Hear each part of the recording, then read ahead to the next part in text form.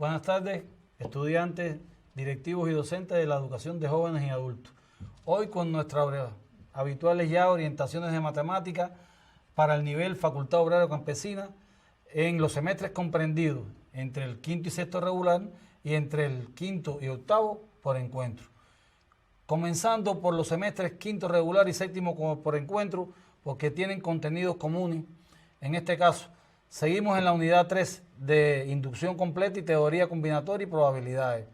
El contenido para hoy va a ser la definición de probabilidad, el cálculo de las probabilidades de eventos simples aplicando definición, propiedades y el principio de multiplicación.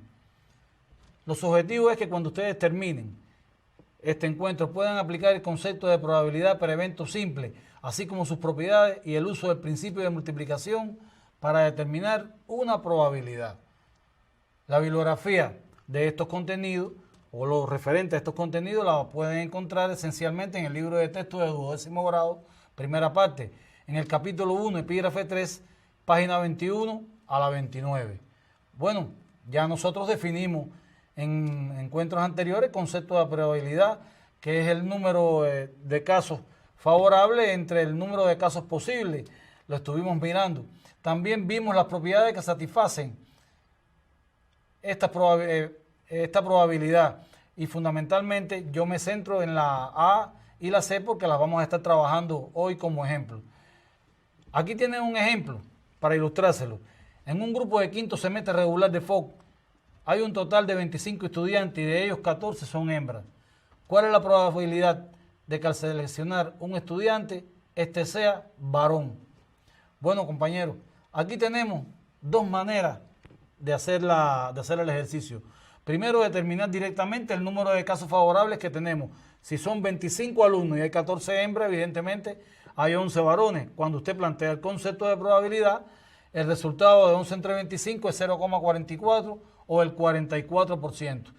Y hay otra variante que es por la negación, P no A, que es determinando la probabilidad, ¿de acuerdo?, de que sea hembra. Bueno, si son 25, el cociente entonces sería 14 entre 25, que es 0,56, y 1 menos 0,56 es 0,44. El resultado es igual por cualquiera de las dos vías. Este es un ejemplo. Un segundo ejemplo.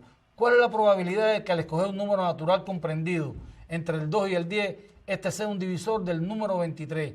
Observen que la probabilidad es 0. Bueno, ¿y por qué? Primero, el número 23 es un número primo. Es divisible solamente entre él y la unidad. Pero en el protocolo del ejercicio me están diciendo nada más que los números a escoger tienen que estar comprendidos entre el 2 y el 10. Por lo tanto, no está ni el 1 ni el 23. No puede ocurrir ese suceso. ¿De acuerdo? Es imposible. La probabilidad es 0. Un tercer ejemplo. Si se selecciona un número natural de 3 cifras, ¿qué probabilidad existe de que este sea un número par? Aquí tenemos que ver el número de casos favorables y el número de casos posibles. Para que sea un número par, ¿de acuerdo?, tiene, y aplicando el principio de multiplicación, tiene que cumplir de que en la centena se puedan poner 9 números, porque no se puede poner el 0. En las decenas 10 y en las unidades 5, porque estoy hablando de números pares, que son los que terminan en 0, 2, 4, 6 y 8. Por lo tanto, por el principio de multiplicación, 9 por 10 por 5, resulta 450 y hay 450 casos favorables. Pero el número de casos totales es similar. El número de casos totales son todos los números, ¿de acuerdo?, de 3 cifras, en este caso naturales, y todos los números de 3 cifras son 999 números, porque bueno, adoptando el principio de multiplicación nos queda 9 por 10 por 9. Ese es el número de casos totales. Dividiendo ya 450, el número de casos favorables, entre el número de casos totales, que es 999, la probabilidad es 45%. Esos son 3 ejemplos del concepto de probabilidad, ¿de acuerdo?, de las propiedades. Pueden manejar más ahí en el libro de texto 12 grados, en los ejercicios que están indicados y que ustedes están viendo en pantalla. Les dejo de tarea ¿cuál es la probabilidad de que al seleccionar un número natural de 4 cifras, este sea impar?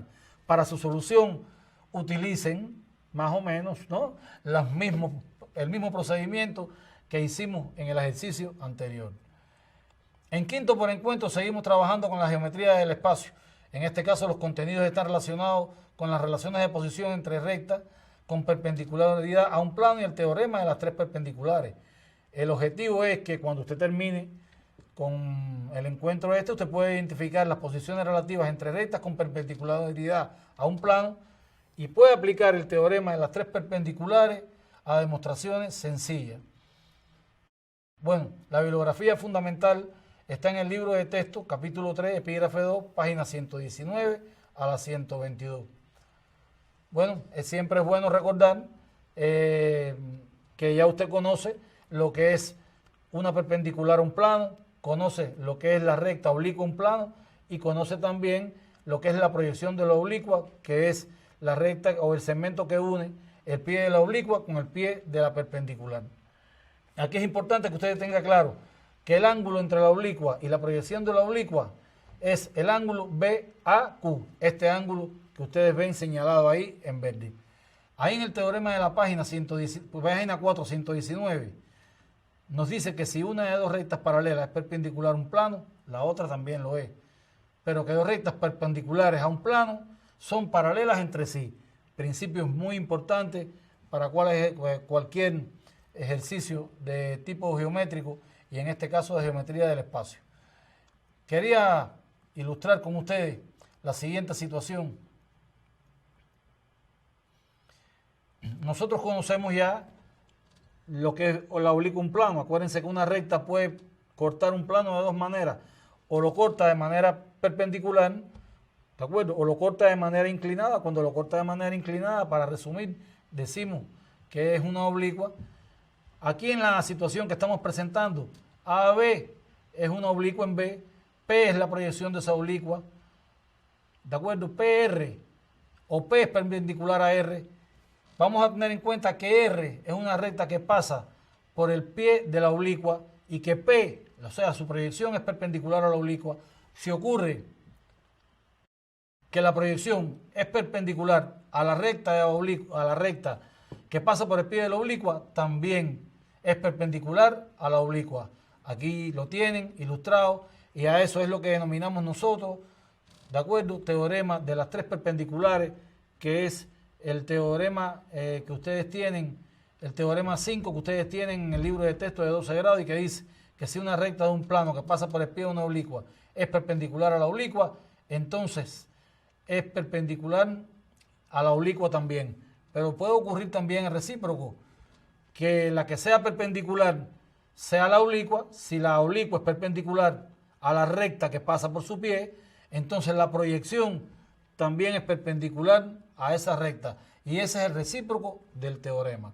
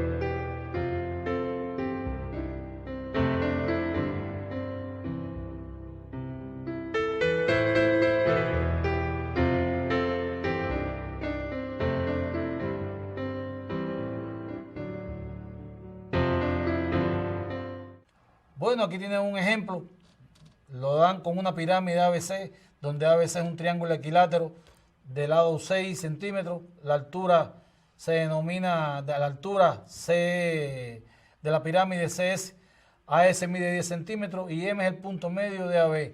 Aquí es importante recordar con ustedes que si el triángulo ABC es equilátero es porque tiene todos sus ángulos y todos sus lados iguales. Aquí, compañeros, como el triángulo es equilátero y M es punto medio, CM es mediana, pero como es, repito, como es equilátero, también es una altura. Y como es una altura, entonces ahí se forma un ángulo de 90 grados, o sea, CM es perpendicular con AB. Como AB es perpendicular con CM y CM es la proyección de SM sobre el plano ABC, entonces SM es perpendicular con AB y demostramos automáticamente que AMS es rectángulo en M. O sea, ese es un ejemplo de aplicación del teorema de las tres perpendiculares. Nosotros podemos insistir en estos contenidos en el ejemplo 11 del libro de texto 12 grados, página 121, en el ejercicio 20 del libro de texto de 12º grado, página 124, y en las actividades de aprendizaje situadas en el portal QEduca sobre geometría del espacio, y en la aplicación o en el asistente matemático geometría. En un sexto curso regular y octavo por encuentro, donde también los contenidos son comunes que vamos a estar mirando en esta etapa. También geometría del espacio, los criterios que determinan un plano, las posiciones relativas de dos rectas en el espacio, ¿de acuerdo? Y las posiciones relativas de rectas y planos. La bibliografía fundamental de este contenido la pueden encontrar en el libro de texto de 10º grado, primera parte, las páginas 108 a las 113. Y conviene recordar que un plano está determinado por por tres puntos no alineados, dos rectas que se cortan, dos rectas paralelas, una recta y un punto exterior a esta. También, si las rectas están en un plano, estas pueden cortarse o ser paralelas. Si las rectas no están en un plano, se dice que se cruzan o son alabeadas. Esas son las tres posiciones relativas que pueden ocupar dos rectas en el espacio. Miren este ejemplo que les estoy proponiendo aquí. Diga si son verdaderas o falsas las siguientes proposiciones. Tres puntos que están alineados no determinan un plano. Bueno, evidentemente eso es verdadero, porque para que determinen un plano no pueden estar alineados. Una recta R y una paralela a ella determinan un plano. Ese es un criterio de determinación de un plano. Es verdadero. En el espacio las rectas pueden cortarse o ser paralelas. Bueno, eso es falso porque también pueden cruzarse. En el espacio, dos rectas alabeadas tienen puntos comunes. Evidentemente no tienen puntos comunes, no están en un mismo plano. Ahora, yo quiero destacar con ustedes que utilizando las aristas o vértices en los siguientes cuerpos, ¿de acuerdo? Ustedes pueden determinar la posición relativa de dos rectas. Ahí tienen dos cuerpos, tienen tienen un prisma de base triangular y tienen una pirámide y le están diciendo en cada caso que determine dos planos, que determine dos rectas paralelas, dos rectas que se cortan y dos rectas alabeadas. Aunque en esta diapositiva tienen la respuesta, yo se los dejo a ustedes para que después ustedes la trabajen un poquito más despacio, ¿de acuerdo? Y la pueden entender mucho mejor.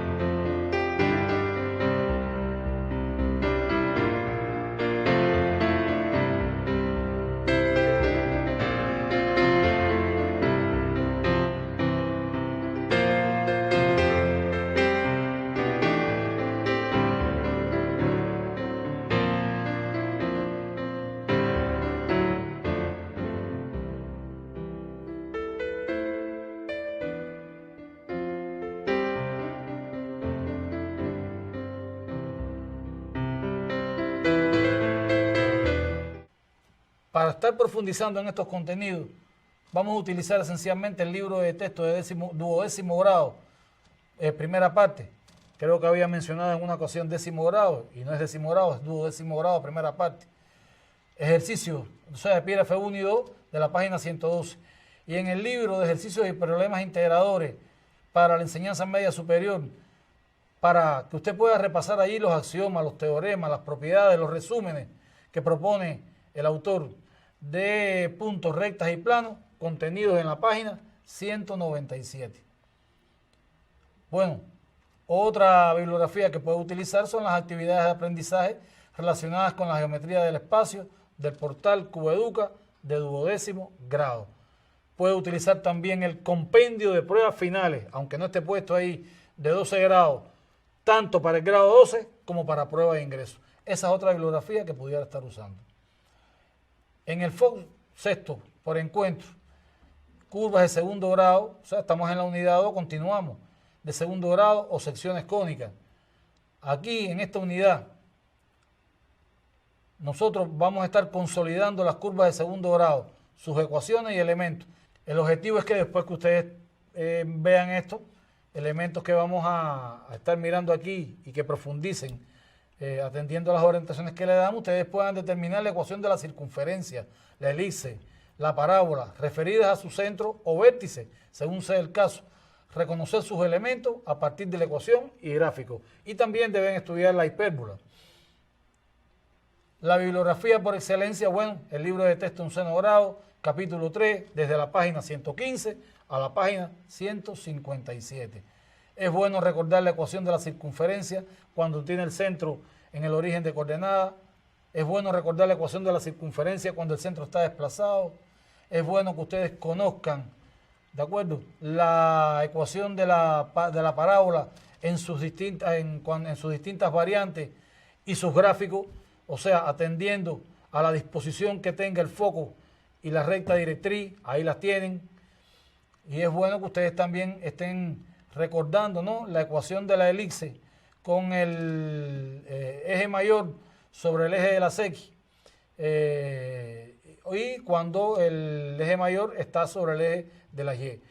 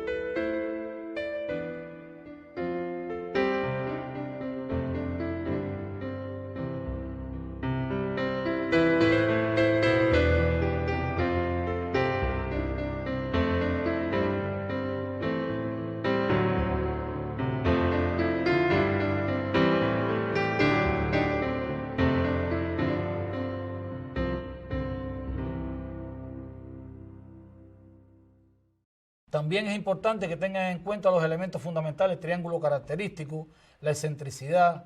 Y aquí tienen un ejemplo de ejercicio. Determine la ecuación de la circunferencia con centro en el punto menos 3,2 y diámetro d igual a 16. Recuérdense que en la circunferencia lo que se exige es el radio. Investigue si el punto de coordenada 0,-1 está situado sobre la circunferencia.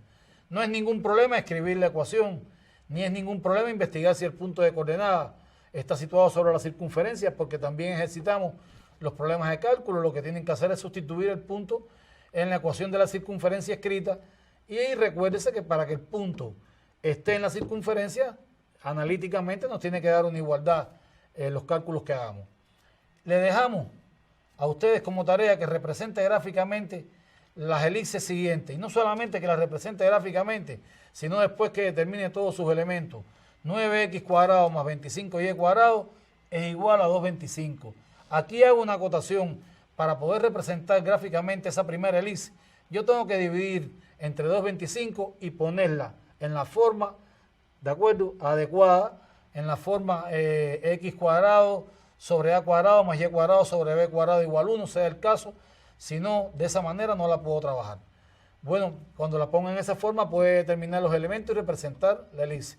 Y la parábola x cuadrado sobre 25 más y cuadrado sobre 169 es igual a 1.